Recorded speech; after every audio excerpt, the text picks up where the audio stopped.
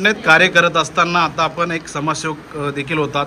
मात्र आपण काही दिवसांपूर्वी शिवसेनेत प्रवेश केला आहे आणि आज आसनगावच्या वतीने आज आपला सत्कार देखील करण्यात आला। काय सांगाल?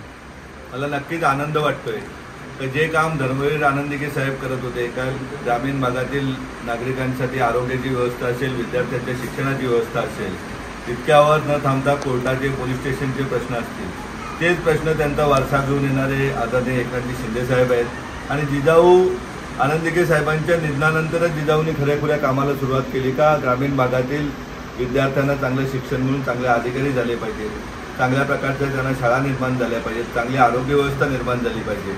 आणि दोघांचा पण जर उद्देश एकच असेल तर आपल्याबरोबर शासन आलं, कारण महत्त्वाचं काम करते जिजाऊ शिक्षण आणि आरोग्यावर। दोन्ही खाते मंत्री आहेत ते शिवसेनेचे आहेत, स्वतः शिवसेनेचे नेते आदरणीय शिंदेसाहेब हे या दोन्ही गोष्टीसाठी अनुकूल असतात का आरोग्याची मदत झाली पाहिजे, शिक्षणाची झाली पाहिजे, त्याचबरोबर रोजगार असेल, शेतकऱ्यांचा विकास असेल, पिण्याच्या पाण्याचा विषय असेल।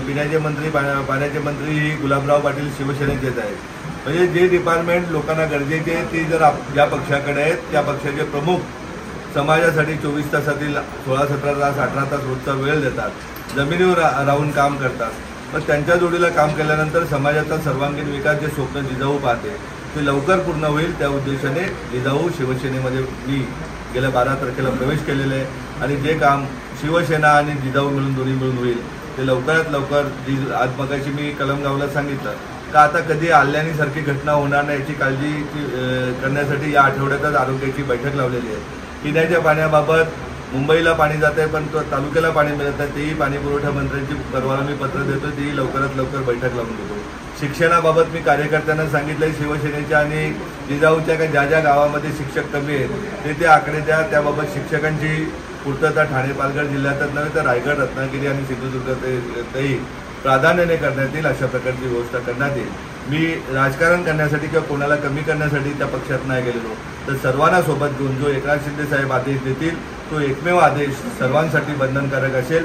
गटातटाचं राजकारण करण्यापेक्षा, जाती धर्माचं राजकारण करण्यापेक्षा सर्वांना सोबत घेऊन आम्ही काम करू। मला एक आनंद शिंदे साहेबांबरोबर गेल्यानंतर एक वाटला तर मी दुसऱ्या कुठल्या पक्षाबरोबर गेलो असतो तर बहुसंख्य प्रमाणात माझ्यासोबत आदिवासी समाज आहे, मुस्लिम समाज आहे, तो मुस्लिम समाजाबाबत मला काम करायला कुठेतरी मर्यादा आल्या असत्या। आज तेही समाज गुण्यागोविंदाने माझ्याबरोबर आहेत। भिवंडीमध्येही मोठ्या प्रमाणात मुस्लिम समाजांकडनं मला चांगल्या अभिनंदनाचे प्रस्ताव आले, त्यामुळे सर्वांना सोबत घेऊन जाता येईल। ज्याप्रमाणे छत्रपती शिवाजी महाराजांचे विचार होते, सर्व जाती धर्माच्या लोकांना सोबत घेऊन जायचं आणि 12 महिने 24 तास प्रजेचं हित लक्षात ठेवायचं, तोच वारसा दिघे साहेबांचा, शिंदे साहेबांचा आम्ही समाजामध्ये जोपासतो। जिजाऊच्या माध्यमातून आपल्या रुग्णालयाच्या मधून अनेक सेवा दिल्या जातात रुग्णांना।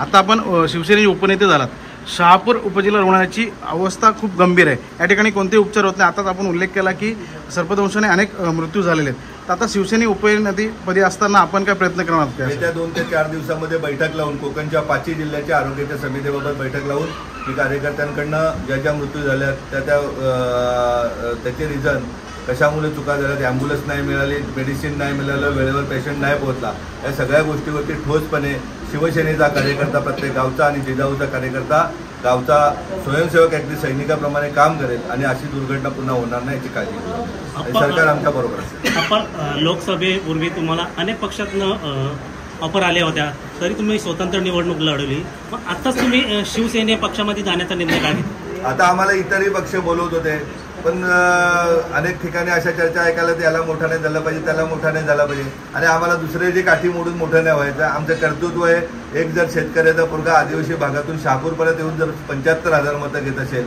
परवाचा रत्नागिरीचा मेळावा आपण बघितला असेल, आरोग्य हॉस्पिटलचं उद्घाटन, तर हेच काम मी एका बाजूला ज्या स्टेजला आहे त्याच्यात प्लस जर शिवसेना केली तर परवा शिंदे साहेबांना आम्ही सांगितलं आहे की जेव्हा कधी युती म्हणून लढलो तर ठीक आहे ते, किंवा अलग अलग लढायची तयारी झाली ते 160 चे 160 करण्याची ताकद आमच्यामध्ये आहे, जिजाऊचे कार्यकर्ते आणि शिवसेनेच्या कार्यकर्त्यांमध्ये। सापगाव रस्त्याबाबत काय सांगाल? आपण 7 वर्षापासून लटकलेलं आहे सर। फॉरेस्टचे विषय होते, ते फॉरेस्टचे विषय जोपर्यंत सुटत नव्हते तोपर्यंत रस्ता होता। जिथे खाजगी जागा ज्या अडचणीत आहेत, ज्यांनी दिलेल्या नाहीत, त्याला MSRTCने 1ही रुपया दिला नाही। हा शासनाचं काम MSRTचं काम आहे, याबाबतही मी माननीय मुख्यमंत्री महोदयांना, उपमुख्यमंत्री महोदयांना बैठक लावायला सांगितलेलं आहे की शेतकऱ्यांना जमिनीचा मोबदला देऊन जिथे जिथे जे प्रॉब्लेम क्रिएट झालेले आहेत ते प्रॉब्लेम सॉल्व्ह करू।